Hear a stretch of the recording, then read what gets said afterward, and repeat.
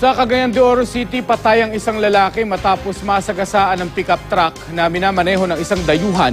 Galing noon ang biktima sa ospital kung saan dinala ang kapapanganak lang niyang misis. Makibalita tayo kay Sosi Alamban ng GMA Northern Mindanao. Hindi na masisilayan pa ng bagong silang niyang anak si Rojan Lintao. Namatay si Lintao matapos masagasaan ng pick-up truck sa bahagi ng kalsada ng Barangay Kanituan, Cagayan de Oro City. Kwento ng kanyang bayaw. Galing sa ospital ang biktima matapos puntahan ang kapapanganak lang itong asawa.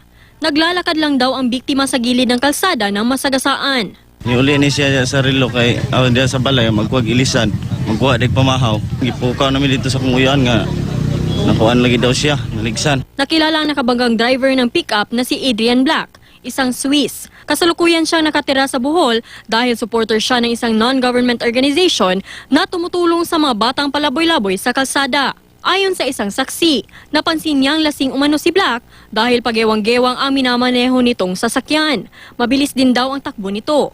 Tanaw na ko, ginilin ako, antong tao ka baklay, naigo na ni siya na. Tumilapon ang biktima at tumama sa semento ang kanyang ulo na kaagad niyang ikinimatay. Voluntaryong sumuko sa pulis ang dayuhan.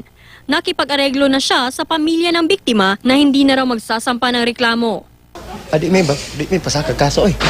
Pobre man kayo Alam mo nga tabangan lang mi sa ospital o sa paglubong anak.